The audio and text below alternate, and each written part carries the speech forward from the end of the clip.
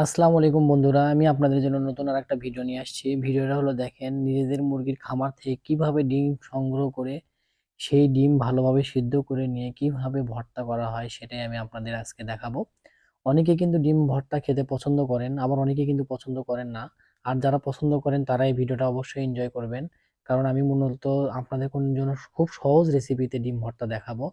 এই ডিমটা মূলত সিদ্ধ করে নেওয়ার পরে আপনারা ছিলবেন। আবার এই ডিমটা অনেকে কি করে আমি দেখছি, বিশেষ করে বিশেষ করে আপনার কুমিল্লার লোকজন দেখি আমি দেখছি যে ভাতের মধ্যে এই ডিমটা দেয়। অনেকেই ভাতের মধ্যে দেয়, তবে আমি এটা খুব পছন্দ করি না। ভাতের মধ্যে দিবেন আবার সেই ডিমটা আবার ভর্তা খাবেন, এটা আসলে কেমন হয়ে যায় না?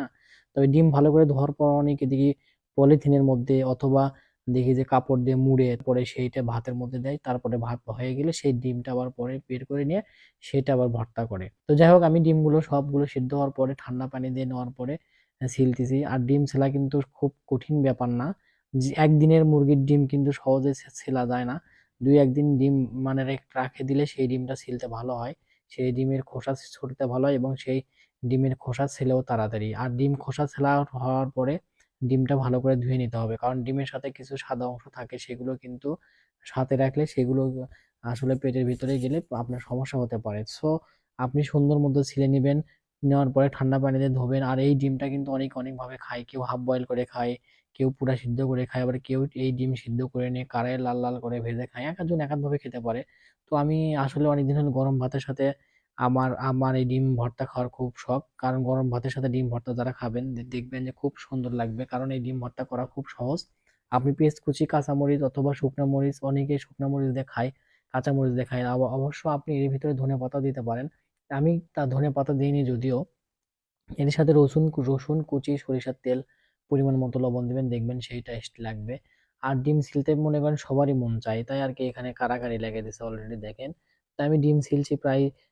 এগুলো কিন্তু দেশি মুরগির ডিম। দেশি মুরগির ডিম বলতে এগুলো কিন্তু নিজেদের ফার্মের ডিম, এখানে ন্যাচারাল, এতে কোনো অর্গানিক টাইপের ডিম। বাজার থেকে যেগুলো ডিম কিনা আনা হয় সেগুলো কতদিনের ডিম হয় সেটা বলা খুবই কঠিন, কারণ ওরা অবশ্যই তাদের কাছে বাজারে ডিম কিনতে যাবেন, তাদের কাছে সব সময় ভালো, খারাপ জিনিসও ভালো, খারাপ ভালো জিনিস তো ভালোই। আর এখন ডিমের দাম মোটামুটি কম, তারপরেও ওখানে ডিমের দাম বেশি। আর নিজেদের ফার্মের হলে হয় কি, যখন ইচ্ছে তখন আপনি ডিম খেতে পারবেন, মন মতো, পরিমাণ মতো, স্বাদ মতো ডিম খেতে পারবেন, ইচ্ছা মতো খেতে পারবেন।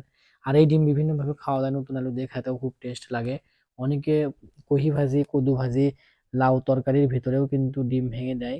ডিম খিচুড়িও কিন্তু খুব টেস্ট, আমি যদিও খাইছি।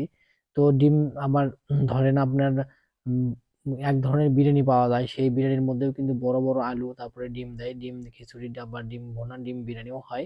খেতে খুবই ভালো লাগে, এক একজন এক এক ভাবে খেতে পারে। তো ডিমের খোসা কিন্তু আমরা ফেলে দিই। একটা একটা জিনিস জেনে রাখা ভালো, ডিমের খোসা কিন্তু ঘরের কোনায় রেখে দিবেন, তাহলে দেখবেন ওই বাসায় বা ওই ঘরে টিকটিকির উৎপাত থাকে না। ডিমের খোসা কিন্তু টিকটিকি ছড়ানো, টিকটিকি থাকে না। যে বাসায় ডিমের খোসা থাকে বা ডিমের খোসা রাখবেন, দেখবেন যে আপনি টিকটিকি থাকবে না। বিশেষ করে রান্নাঘরে আপনি ডিমের খোসা রাখতে পারেন। জানি না এটা বৈজ্ঞানিক উপায়, ওরাই ভালো জানে, আল্লাহ তাআলা। তবে যাই হোক, এটা আপনি পরীক্ষামূলকভাবে করতে পারেন। দেখবেন যে আপনি যে ঘরে ডিমের খোসা রাখবেন সে ঘরে আপনার টিকটিকি থাকবে। এই যে ডিম ছেলা শেষ, এক আধজন খাচ্ছে আর আমি এখানে রসুন কুচি করতেছি, পেঁয়াজ কুচি করতেছি, শুকনা মরিচ দিয়ে ভর্তা করব আসলে অ্যাকচুয়ালি। দেখেন ২ টা ডিম ভর্তা করব, ওদের ডিম ওরা খেয়ে নিছে। ডিম কারো কাছে গেলে কি ডিম আর থাকে? আস্ত থাকে না। দেখেন আমি ভর্তা করতেছি, আমি মোটামুটি ভালোই রান্না পারি। একদিন আমি আপনাদের বলছিলাম। যদি আমার ভিডিও আপনাদের ভালো লাগে অবশ্যই লাইক, শেয়ার, কমেন্ট করবেন এবং বেশি আপনারা যদি আমার ভিডিওটা দেখেন, আমি নেক্সট টাইম আরো নতুন ভিডিও নিয়ে আসার অনুপ্রেরণা পাবো। কারণ আপনাদের ভালোবাসাই আমার ভালোবাসা। আপনারা যদি আমার এই সাপোর্ট না করেন তাহলে আমার এই ভিডিওটা করাটা অনেক ব্যথা হয়ে যাবে। কারণ আপনাদের ভালোবাসায় আমি এগিয়ে যেতে চাই। আপনাদের সাথে এগিয়ে আর আমার যদি ভিডিওতে কোনো ভুল ত্রুটি হয়ে থাকে অবশ্যই নিজ গুণে ক্ষমা করবেন। আসসালামু আলাইকুম, সবাই ভালো থাকবেন।